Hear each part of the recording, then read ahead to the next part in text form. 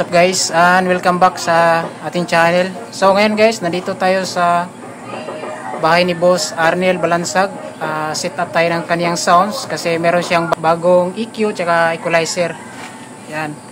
So si-set up natin yung sounds niya guys, tsaka iti-testing. So samahan niyo guys, and let's go. So kasama ko ngayon guys si Dong Denver tsaka Inchong, para may kasama tayo. Tsaka si Boss, yung mayari ng sounds. Ito po, naka 8 subs na po siya. Ayan. So last setup natin guys, 6 subs pa lang to. So ngayon naka 8 subs na siya. Ayan. So yung kanyang MCB guys ay D15 po yan. 1000 watts yung laman. Yung mid-high niya is D15. Ayan. So ito naman yung kanyang power amp. Tosonra guys, C20 para sa kanyang 4 na sub, yung nasa taas. Ayan. Ito namang isa, Tosonra C20 sa 4 na sub, ito nasa ilalim. Ayan. Tapos itong P5000S mga guys, yung mid nya. Yan ito, 4. Tapos sa kanyang tweeter, ito guys, Sakura na 735, yung 4 na tweeter. So ito yung bago niyang gadget na DBX 2231 na equalizer. Bali 31 band po ito. Maganda po ito na equalizer kasi meron po itong gain reduction or limiter mga guys.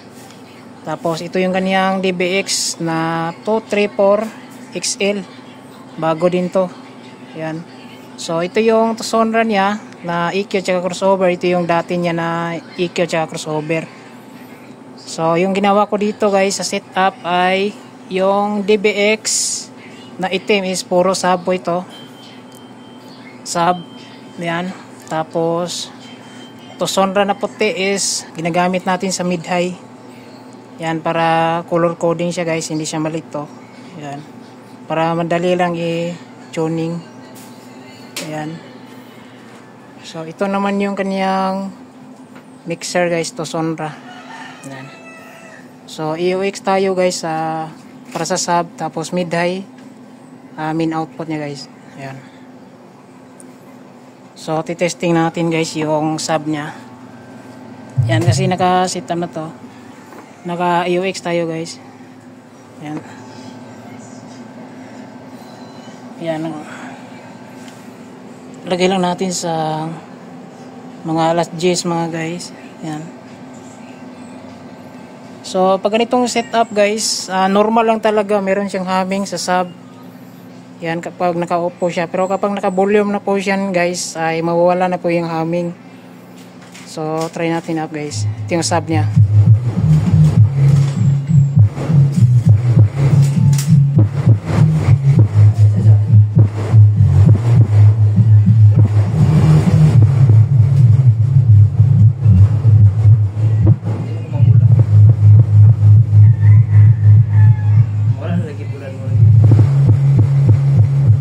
Ayan. So gumagana na yung sub niya, dalawang amp. Ito naman sa mid, try natin yung mid, up natin yung volume dito guys. Ito yung control sa mid.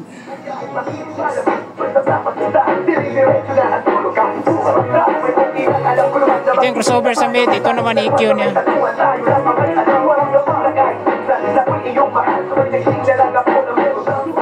Sa Twitter guys, itong high, channel 2. Tapos ito yung kanyang amplifier sa Twitter. Ayan. So pagsabayin natin guys yung tatlo.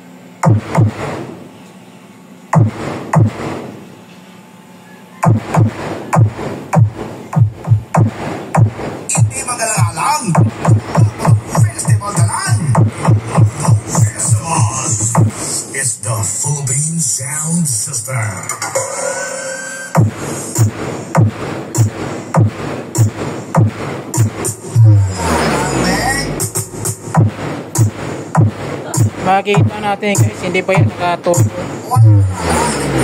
Hindi nakasit.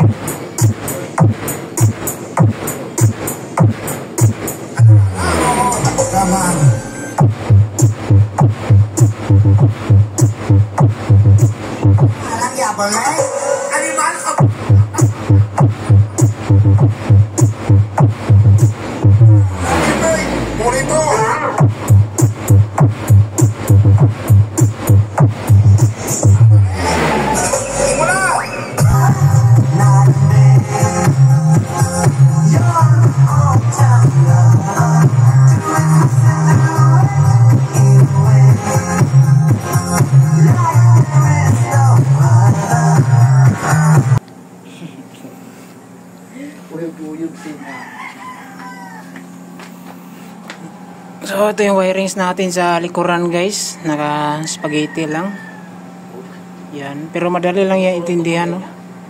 Ito the speaker naman ay naka spaghetti.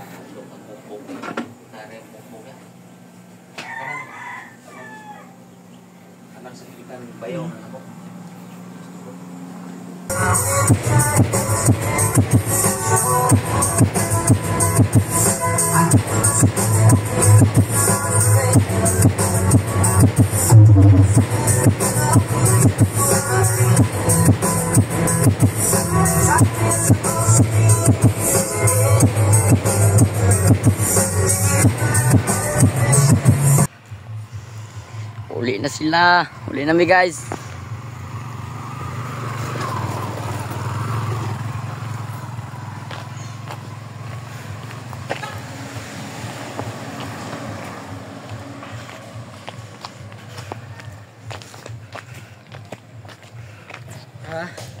Bir.